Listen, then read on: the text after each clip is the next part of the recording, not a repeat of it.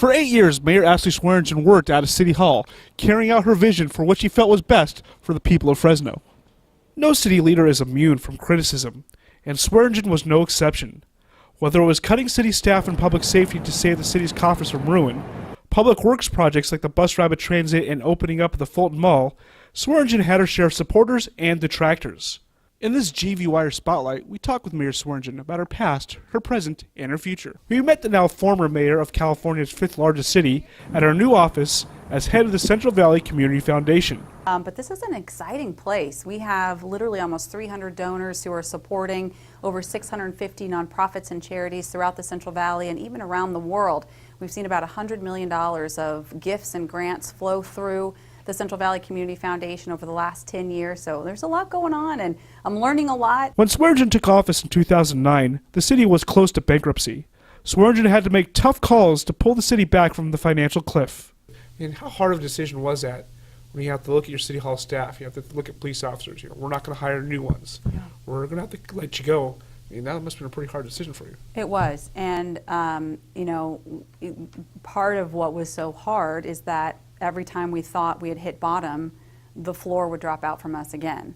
And so, you go through a round of budget cuts and it's terrible. I asked Mayor Swearengin what the transition's been like from City Hall to the private sector. It's been peaceful, very peaceful. It's not that it's not busy. Things are really busy here. We have a very complicated organization. We have a lot of incredible things going on. So it's busy.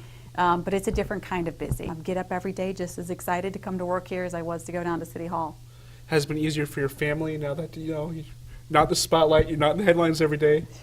We as a family really tuned a lot of that out. So I have to say, honestly, I don't think my kids see much of a difference. They see Mom's still really busy and working pretty long hours. I'm grateful that we were able to kind of protect them in that way, and I'm grateful to Fresnans for, kind of leaving my family out of it when I needed to go do hard things and take a couple of punches now and then. People really left my kids and my family out of it, so that was very nice. I asked the mayor about what she was most proud of in her 8 years.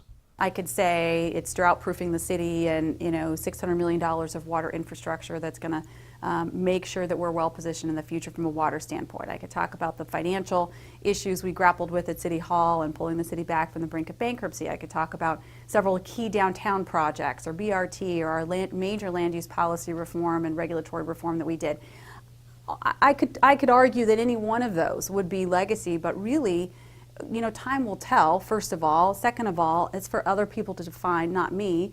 And thirdly, I really think more important than any particular project, what I wanted to leave behind was this idea that we shouldn't be satisfied with status quo. And the most difficult? You have to always expect a fight. And again, it's not against a person or an idea, it's just things are very difficult to move. And so that's probably the hardest part. Craig Sharton worked under the Swearengin administration and is an advocate for downtown Fresno. Well, she really is a person who not only said, I'm going to revitalize downtown, but did a lot of the steps to do the work. Downtown was always important to you. Why were you just such an unapologetic fighter for downtown Fresno? To me, it's always been about the future of our city. If what happened over the last 60 years happened again over the next 60 years, there is no bright prospect for the city of Fresno. Literally, it's over for our city. So it's just really clear, if you care about the future of our city and having a bright one, then you have to do something about the urban core.